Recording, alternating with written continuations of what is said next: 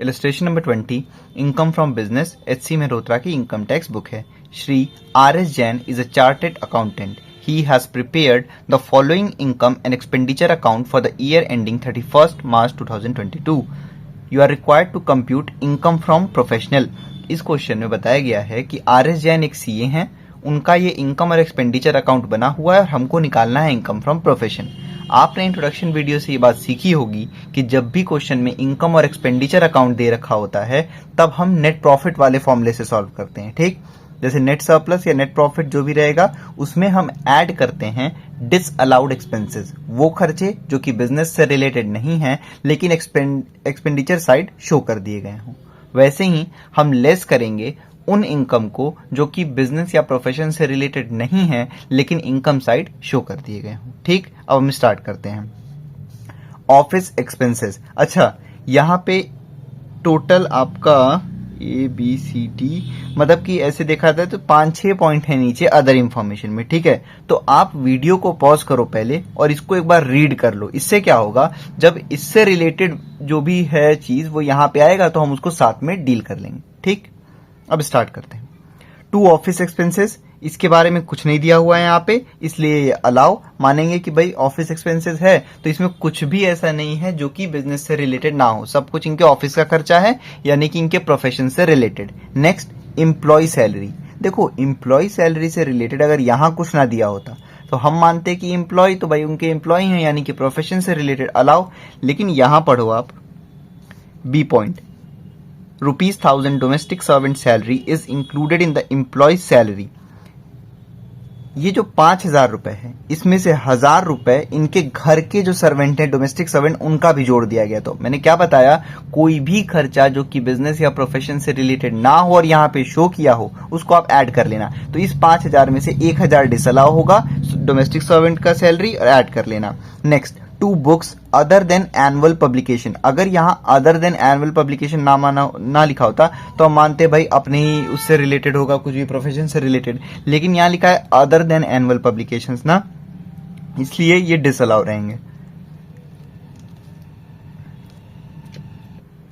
फिर लिखा है 2 पर्सनल एक्सपेंसेस, साफ साफ लिखा है पर्सनल एक्सपेंसेस, तो ये खर्चा इसका मतलब बिजनेस से रिलेटेड नहीं है, डिसअलाउ, ऐड कर देना। Donation to national defence fund, कहीं इन्होंने दान किया है नेशनल डिफेंस फंड में, ये प्रोफेशन से रिलेटेड नहीं होगा तो इसको ऐड कर लो।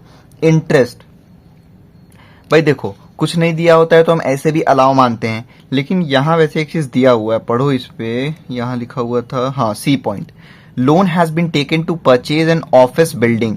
ये जो लोन लिया गया था एक ऑफिस की बिल्डिंग को खरीदने के लिए, यानी कि प्रोफेशन से रिलेटेड लोन लिया गया था, तो उससे रिलेटेड जो भी इंटरेस्ट कटेगा वो प्रोफेशन से रिलेटेड माना जाता है। तो ये भाई इन्होंने लोन लिया था, अब इंटरेस्ट भी तो चुकाना पड़ेगा उसका, तो क्योंकि लोन प्रोफेशनल पर्पस के लिए था इसलिए उसका इंटरेस्ट अलाउ रहेगा, प्रोफेशन से रिलेटेड माना जाएगा, इसका कुछ नहीं करना है। नेक्स्ट, 2 इनकम टैक्स, हमेशा बताया हूं ये पर्सनल एक्सपेंस माना जाता है, इसको डिसअलाउ करके ऐड कर दो। 2 कार एक्सपेंसेस, इससे रिलेटेड है एडजस्टमेंट में, the car is use equally in official and personal purposes and the depreciation allowed for official work is ₹500। एक एक करके समझो। कार जो है 50% यूज हो रही है पर्सनल यूज के लिए और 50% यूज हो रही है ऑफिशियल पर्पस के लिए। तो जो ऑफिशियल पर्पस के लिए, अब इसका मतलब कार का कुछ भी खर्चा होगा तो उसमें का 50% अलाउ माना जाएगा, प्रोफेशन से रिलेटेड माना जाएगा, और बचा हुआ 50% डिसअलाउ माना जाएगा, पर्सनल माना जाएगा। ठीक, तो इस 2000 में से उसका 50% निकाल लो जो पर्सनल एक्सपेंस वाला है और उसको ऐड कर देना। ठीक, यहां बोला है कि depreciation allowed for official work is 500, लेकिन यहां कहीं डेप्रिसिएशन शो नहीं किया गया है तो आप 500 रुपए को लेस करोगे। ठीक है, डेप्रिसिएशन, क्योंकि अलाउड डेप्रिसिएशन को लेस करके दिखाना चाहिए। ठीक, तो ध्यान रखना ये 500 रुपए आप लेस करोगे डेप्रिसिएशन लिख के। नेट सरप्लस ये तो सबसे पहले लेंगे। इधर आ जाओ, ऑडिट फी, साफ साफ पता है सीए हैं तो कहीं ऑडिट करने गए होंगे, उसका फी मिला इसलिए allowed income. Gift from father in law ने इनको गिफ्ट दिया, ये डिसअलाउ रहेगा, इसको लेस कर दो। डिविडेंड, ये इनकम फ्रॉम अदर सोर्सेज का है, यहाँ पे नहीं आएगा, डिसअलाउ, ये लेस होगा। Profit on sale of asset, मैंने बार बार बताया है प्रॉफिट या सेल, प्रॉफिट या लॉस यहाँ पे नहीं शो होना चाहिए। अगर यहाँ है, इधर लॉस में होता तो हम लॉस को ऐड कर लेते। यहाँ दिखा रहा है profit on sale of asset, तो ये इनके प्रोफेशन से रिलेटेड थोड़ी ना है, तो ये डिसअलाउ, ये भी लेस होगा। टैक्स कंसल्टेंसी फी सीए हैं, टैक्स कंसल्टेंसी का फी लिए हैं, अलाउ रहेगा। ठीक, अब एक एक करके एडजस्टमेंट देखेंगे। पहला वाला देख चुके हैं, 500 रुपए बस हमको लेस करना है। दूसरा वाला 1000 रुपए डोमेस्टिक सर्वेंट ऑलरेडी हम लिख चुके हैं। तीसरा पॉइंट लोन का है, वो ऑलरेडी हम देख चुके हैं, क्योंकि लोन ऑफिशियल पर्पस के लिए था, इसलिए उसका इंटरेस्ट अलाउ रहेगा। चौथा, मिस्टर जैन एक बिल्डिंग के, mister Jain is the owner of building, its written down value is rupees 80,000 on 1st April 2021. The building is used for Mr. Jain's office. तो देखो भाई, मिस्टर जैन जो है ना एक बिल्डिंग के ओनर हैं और उस बिल्डिंग का रिटन डाउन वैल्यू है 80,000 रुपए और ये बिल्डिंग मिस्टर जैन के ऑफिस के लिए यूज हो रही है। तो भाई बिल्डिंग तो 80,000 है, प्रोफेशन से रिलेटेड है, बिल्डिंग का पूरा अमाउंट नहीं आएगा, लेकिन यहाँ कहीं डेप्रिसिएशन नहीं शो किया गया है ना, तो आप लिखोगे expenses allowed as deduction but not debited to PL, या फिर यहाँ एक्सपेंडिचर और इनकम है तो आप लिखना expenses allowed as deduction but not shown in expenditure side. ठीक, तो वहां आप लिखोगे डेप्रिसिएशन ऑन बिल्डिंग और यहां लिखा है अलाउड डेप्रिसिएशन 10% ऑन बिल्डिंग। तो कितने की है? 80,000 की है रिटन ऑन वैल्यू, 80,000 का 10% यानी कि 8,000 रुपए आप लेस करोगे। ठीक, आगे पढ़ो। Besides this, furniture cost is ₹30,000। तो फर्नीचर का कॉस्ट तो यहाँ नहीं आएगा, लेकिन इसका डेप्रिसिएशन जरूर हम लेस करेंगे क्योंकि यहाँ नहीं लेस हुआ है। यहाँ लिखा है 10% डेप्रिसिएशन ऑन फर्नीचर, तो आप लिखोगे डेप्रिसिएशन ऑन फर्नीचर और 30,000 का 10% यानी कि 3,000। नहीं, देखो अगर यहाँ पे सिर्फ फर्नीचर का कॉस्ट लिखा होता तो हम सीधे सीधे 30,000 का 10% ले लेते, लेकिन आगे पढ़ो लिखा है कि फर्नीचर का कॉस्ट 30,000 था, लेकिन जो अब हमारा प्रीवियस ईयर है उस प्रीवियस ईयर में फर्नीचर का रिटन डाउन वैल्यू हो चुका है घट के 20,000 रुपए। तो अब जो भी डेप्रिसिएशन निकलेगा वो इस वाले अमाउंट पे निकलेगा ना, तो फर्नीचर का डेप्रिसिएशन इस 20,000 पे निकालोगे। 20,000 का 10% 2,000। ठीक, समझ में आ गया। कार का ऑलरेडी हम देख चुके थे, बिल्डिंग और फर्नीचर का हमने देख लिया। आगे लिखा है डेप्रिसिएशन बुक पे लगेगा 40%, तो बुक है यहाँ पे 500 का, तो 500 का 40% आप लेस कर दो, यानी कि 4 चीज का आपको डेप्रिसिएशन लेस करके दिखाना है, कार, बिल्डिंग, फर्नीचर, बुक। अब सॉल्व करते हैं हम इसको। सॉल्यूशन देखते हैं इलस्ट्रेशन 20 का। तो सबसे पहले आप यहाँ लिखोगे computation of income from profession, फिर जो भी असेसमेंट ईयर है वो आप यहां पे लिख के दिखा दोगे।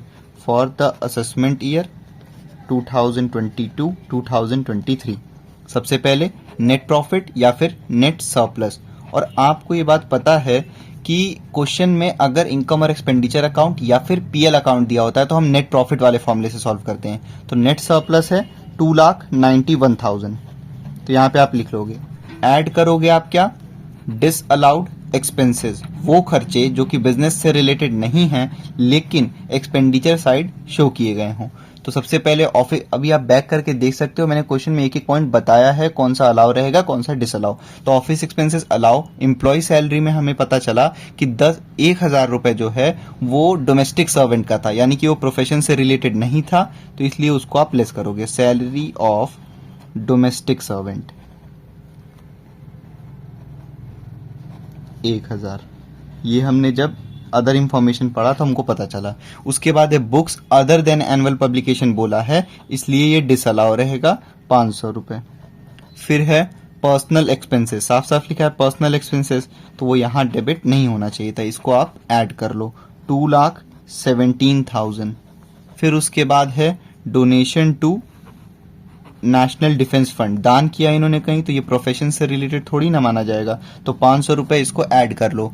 इंटरेस्ट, हमने एडजस्टमेंट में पढ़ा कि इन्होंने लोन ले रखा था, जो कि लोन लिया था एक प्रोफेशनल पर्पस से, तो उसका जो इंटरेस्ट जा रहा होगा वो अलाउ रहेगा, वो प्रोफेशन का माना जाएगा खर्चा, इसलिए इंटरेस्ट अलाउ, उसको वहीं पे छोड़ दो। फिर लिखा है income tax, income tax is always a personal expense, तो ये है 1,13,300।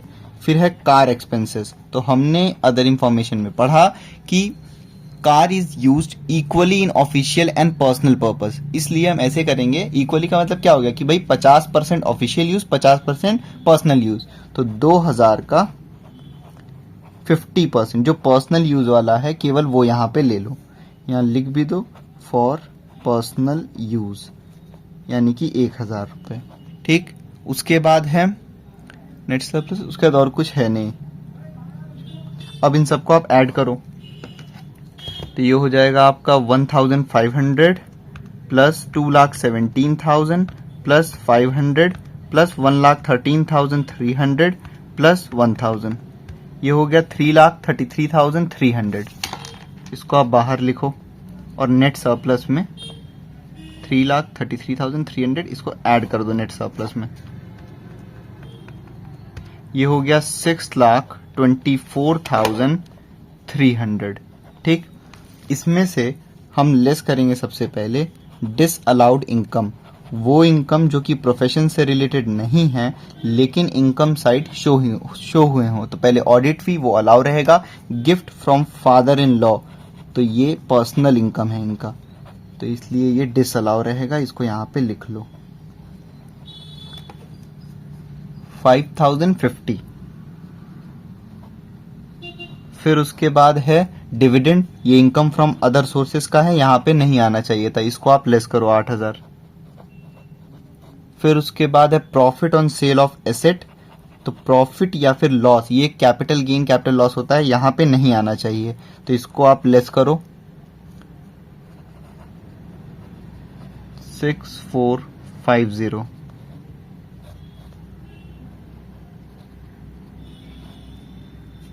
ये 8,000 है। ठीक है, फिर उसके बाद है टैक्स कंसल्टेंसी फी, ये अलाउ रहेगा, प्रोफेशन का माना जाएगा। ठीक, बस यही तीन है डिसअलाउड इनकम, ऐड करो इनको 5,050 प्लस 8,000 प्लस 6,450, ये हो गया 19,500। इसको आप लेस करोगे 6,24,300 में से, तो ये आ गया 6,04,800। अब आप लेस करोगे एक्सपेंसेस अलाउड एज डिडक्शन। देखो अब यहाँ पे पीएल अकाउंट दिया होता तो हम लिखते expenses allowed as deduction but not debited to PL account, लेकिन क्योंकि यहाँ पे एक्सपेंडिचर और इनकम अकाउंट है तो आप लिखो expenses allowed as deduction but not charged on expenditure side. वही चीज है, बस हमने डेबिट की जगह एक्सपेंडिचर साइड लिख दिया है यहाँ पे। ठीक है, तो इसमें आपने देखा कि डिप्रिसिएशन कहीं भी नहीं शो हुआ है, तो वो आपको शो करना पड़ेगा। सबसे पहले फर्स्ट पॉइंट पढ़ोगे तो वहां लिखा है depreciation on car for office use 500 रुपए, तो वो कहीं अलाउ किया गया नहीं है, तो आपका काम है उसको अलाउ करना 500 रुपए। फिर उसके बाद 3 और ऐसे आइटम हैं जिनका कि डिप्रिसिएशन नहीं चार्ज किया गया, वो आपको चार्ज करना पड़ेगा। तो depreciation on office building, building पे लिखा हुआ है 10% का डिप्रिसिएशन, तो बिल्डिंग का अमाउंट